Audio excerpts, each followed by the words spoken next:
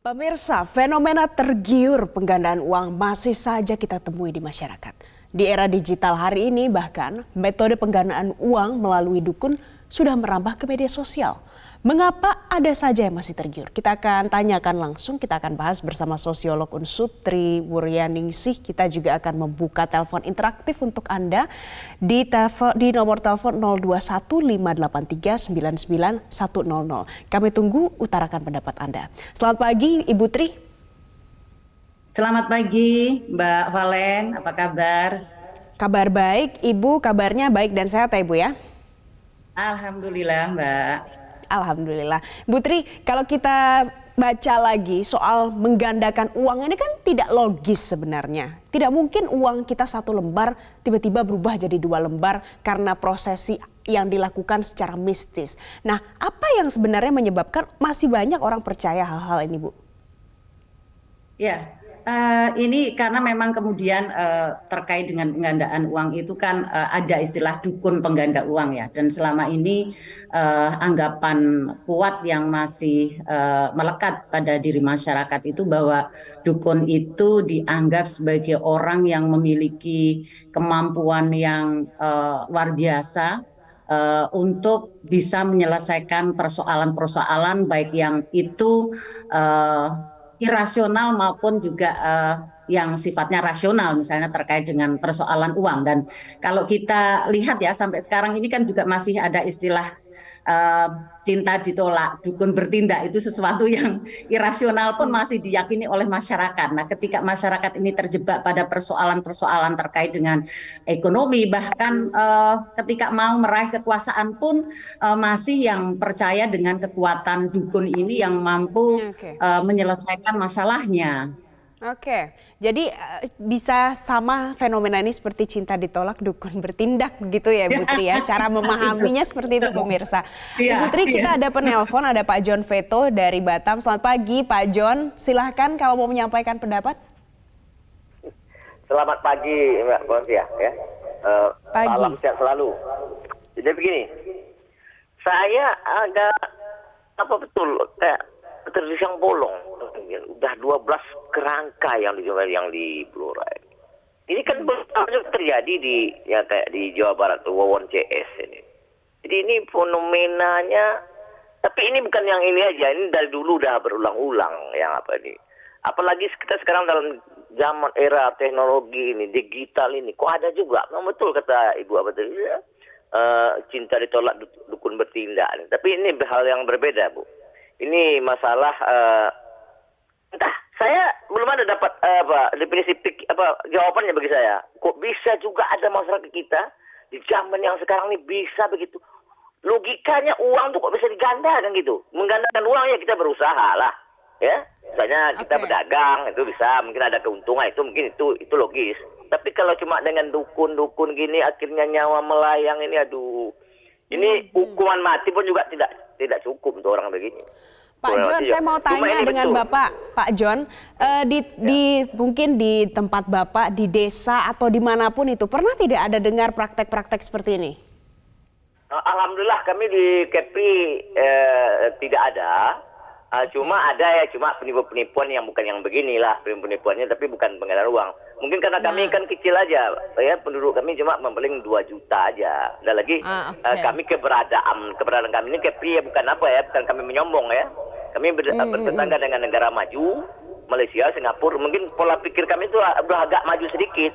Yang begini-begini Baik. enggak ada percaya. Oke, terima kasih Pak John Veto untuk pendapatnya pagi hari ini dari Batam. Selanjutnya pemirsa ada Pak Sulaiman dari Aceh. Selamat pagi Pak Sulaiman, silahkan sampaikan pendapatnya. Selamat pagi, Pak. Mbak. Silakan Pak. Silakan Pak Gini, Sulaiman. Pak. Ya, Pak. Gini, Pak. Mengapa informasi ini tidak disampaikan melalui desa atau kecil-kecil yang ada di desa, Pak?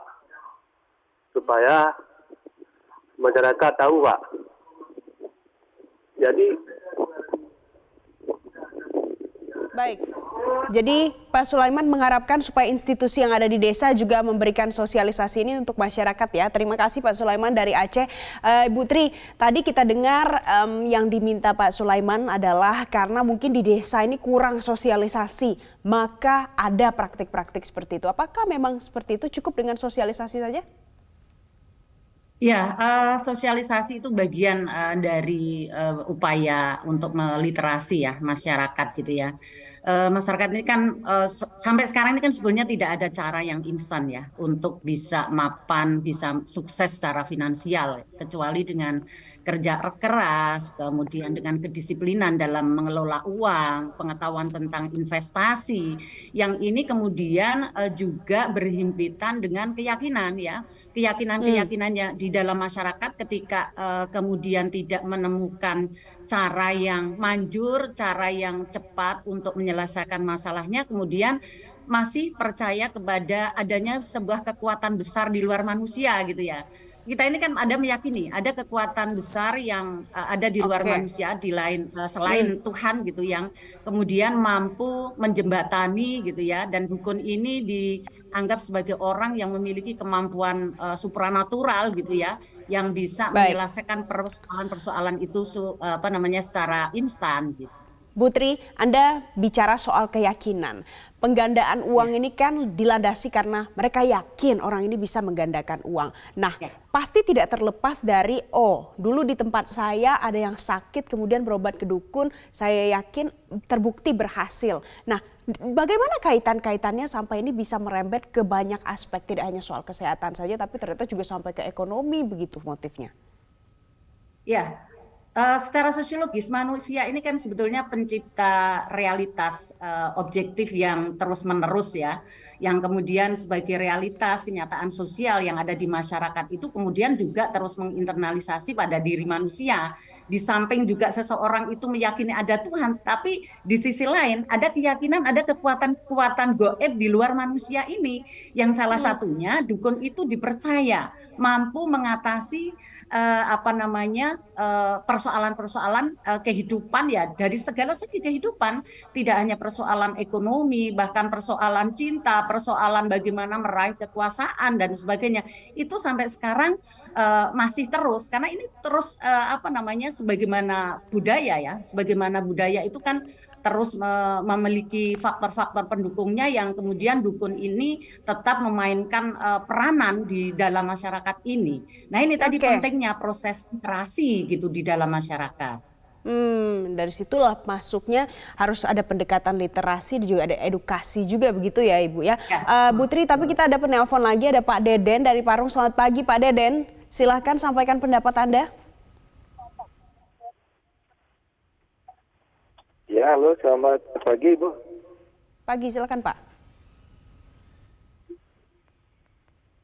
Ya, Bu Silakan Pak Palen Deden. sama Tri, ini kalau saya perhatiin ini masyarakat kita itu harus banyak-banyak beristighfar aja gitu ya. Ya zaman sekarang masa iya gitu, uang 100.000 bisa jadi 1 juta gitu kan.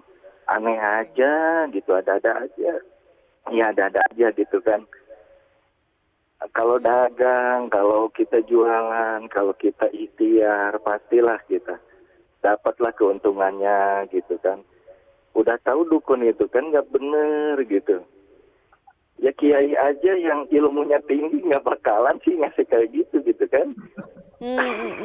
Baik, jadi Pak Deden mengajak masyarakat supaya berikhtiarlah, berusaha supaya tidak logis gitu ya, karena Berikhtiar. tidak mungkin menggandakan uang Nggak gitu ya. logis Terima gitu. kasih. Iya. Oke, terima kasih Pak Deden untuk pendapat Anda pagi hari ini. Selanjutnya ada Pak Dadang dari Singkawang. Selamat pagi Bapak, silahkan. Pak Sofiandi, maaf, dari Singkawang. Silakan Bapak. Gini Mbak, ini kan fenomena untuk penggandaan uang ya. Penggandaan uang, kemudian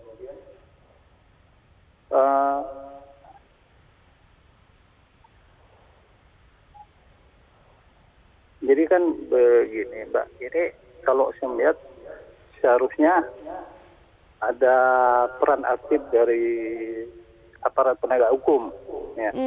terutama di Facebook itu kan kita melihat banyak mengajak atau menawarkan penggandaan uang atau penarikan uang gold. Seharusnya kami sebagai masyarakat awam tentu punya keinginan bagaimana mendapat uang secara instan. Apalagi yang punya pemikiran yang sangat rendah sekali. Baik. Dengan mendapatkan uang semudah itu punya keinginan. Tapi kami berharap sekali para Jadi, pemerintah Pak itu Sofiandi, harus menertibkan.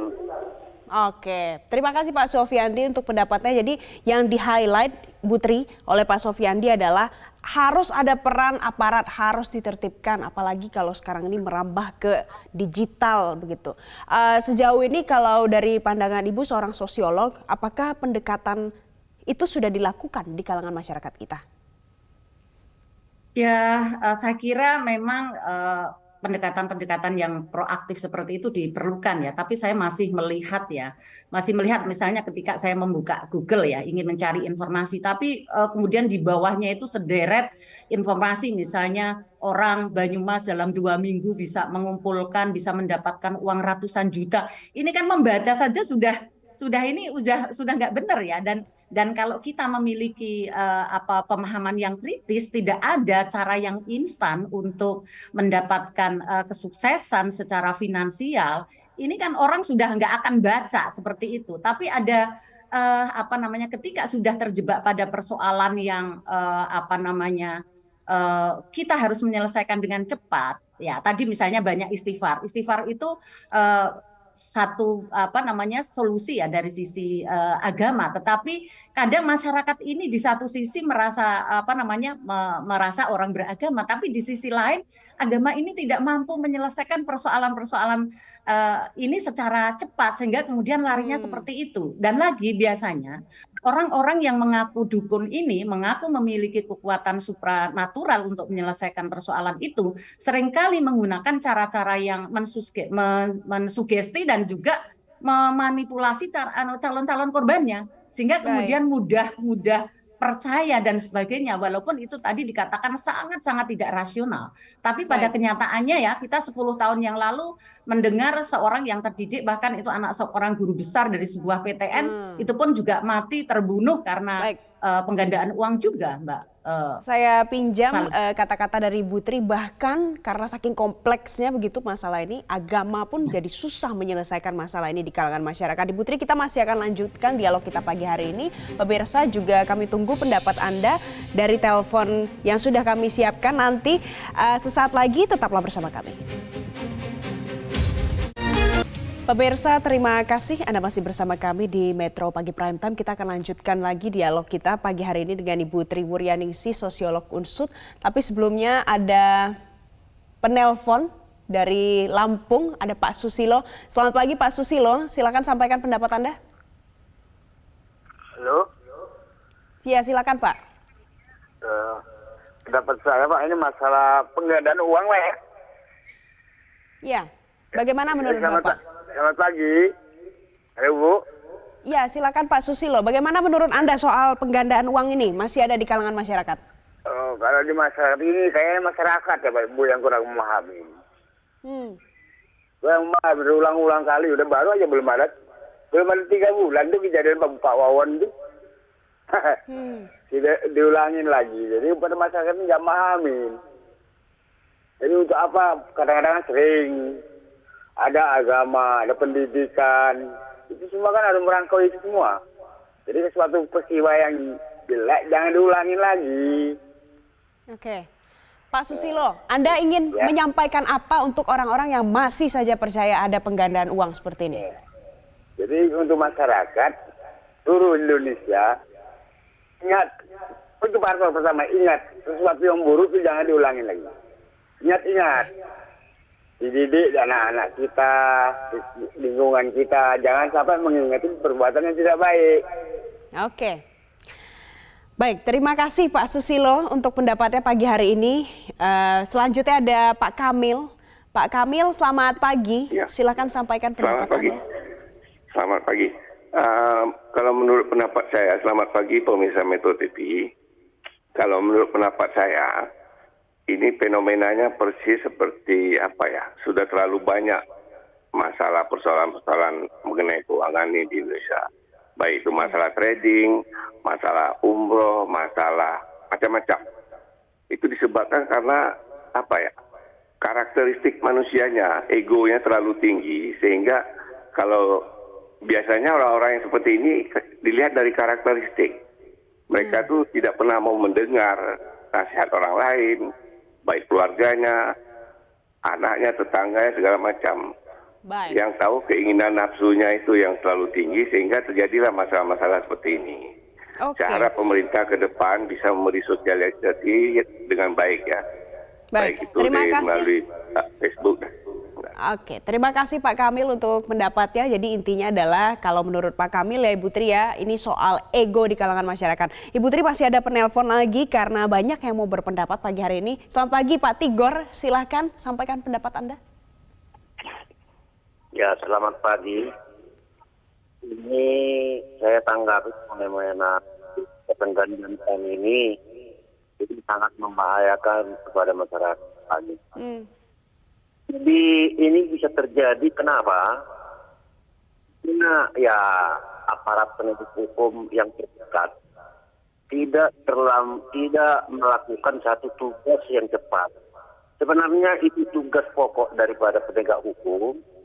Nah, supaya diperiksa dulu ataupun ya dilihat baru kebenarannya itu diumumkan ataupun diberitakan kepada media sosial atau ke metro supaya ini jangan berlanjut. Oke, terima kasih. Jadi Pak Tigor mengharapkan ada tindak lanjut lagi yang lebih jauh dari para penegak hukum. Terima kasih Pak Tigor. Ibu Tri, tadi ada yang menarik adalah soal ego. Saya tambahkan juga, Reza Indragiri juga sempat menyatakan kalau ini adalah contoh bias dalam berpikir. Jadi mungkin masyarakat merasa, saya tidak mungkinlah jadi korban, jadi malah menjadi lengah. Kalau menurut pandangan seorang sosiolog, bagaimana fenomena ini kaitannya dengan ego dan bias?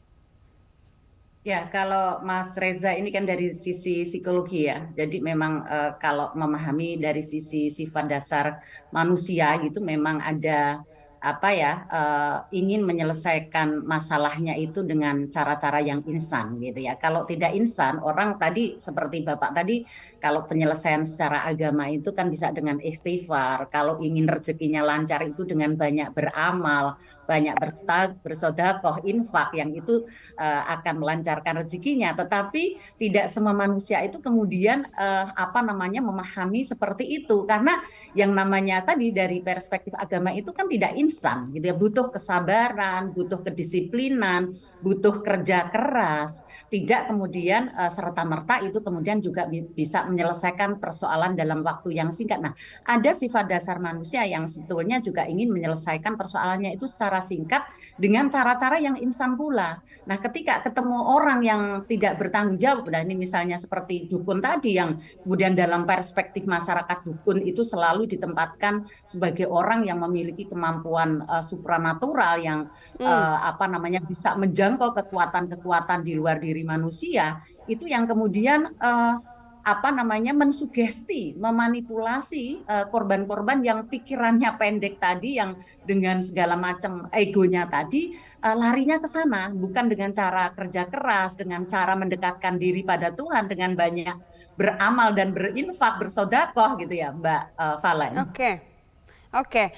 Bu Tri, tadi ngomong soal kalau dari sisi agama ini kan tidak instan, jadi butuh waktu yang panjang. Mungkin banyak orang yang tidak sabar gitu ya.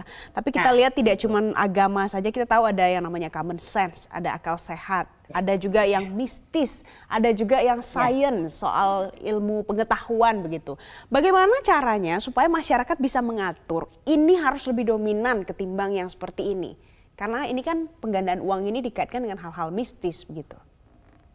Iya, ini memang selalu berhimpitan. Tetapi kemudian orang itu ketika memiliki literasi gitu ya, memiliki pengetahuan yang cukup dan itu mengajarkan kita cara berpikir kritis, pasti tidak akan lari ke sana. Nah, bagaimana masyarakat ini terus diajarkan untuk berpikir kritis dan rasional, bahwa ini itu tidak mungkin, tidak ada cara yang instan ya untuk menyelesaikan persoalan, apalagi ini terkait dengan uang dalam waktu yang singkat, uang segini bisa berkembang menjadi ratusan juta gitu ya. Mending yang misalnya uang 50 juta itu untuk modal, untuk kemudian berdagang dan sebagainya. Ini orang kan ya itu tadi ada keyakinan-keyakinan yang mengarahkan, karena tadi ada manipulasi, ada sugesti yang ini turut membentuk, turut mengarahkan pikiran dan tindakan manusia. Sekali lagi, bagaimana masyarakat ini diedukasi, diliterasi agar mampu berpikir kritis ketika menghadapi persoalan-persoalan semacam itu. Harus kritis, harus rasional. Tapi Bu, apakah korbannya ini semuanya adalah orang yang berasal dari pendidikannya kategorinya termasuk rendah, atau mungkin saja ada yang juga pendidikannya tinggi tapi juga ikut tertipu? Tidak, kalau kita belajar dari berbagai kasus ya Mbak, kasus semacam ini menjebak seluruh lapisan masyarakat, artinya dari berbagai latar belakang profesi, berbagai latar belakang pendidikan, yang tadi orang berpendidikan itu belum tentu menjadi berpikir rasional ketika dihadapkan pada sesuatu atau persoalan-persoalan yang kompleks dalam dirinya, gitu ya. Jadi punya pendidikan tinggi tidak menjamin kita tidak tertipu? Nah, ini ketika kemudian kita kan ini kita punya akal sehat, kemudian kita ada keyakinan juga sebagai manusia beragama, dan keyakinan yang harus ditanamkan, tidak pernah ada cara yang instan untuk membuat kita ini sukses secara finansial. Itu sebetulnya kunci pokok, dan juga keyakinan kita bahwa di atas kita ini, di luar kita ini memang yang mengatur itu bukan kekuatan-kekuatan gaib, tetapi adalah kekuatan Tuhan. Yang ini bagaimana kemudian cara berpikir kritis kita didampingi dengan keyakinan agama, begitu Mbak Valen, saya kira.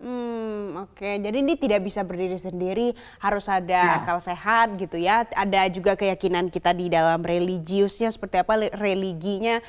Tapi Bu Tri, kalau kita tadi bicara soal pendidikan, nah ada juga yang sudah merambah ke media sosial gitu. Ini dibaca semua orang, bahkan korbannya dari Mbah Slamet ini ada di Jakarta, pokoknya ada di mana-mana. Kita akan bahas pemirsa nanti usai jeda terkait dengan soal pendidikan dan kemudian menggunakan instrumen media sosial. Bagaimana nanti dampaknya? Sesaat lagi.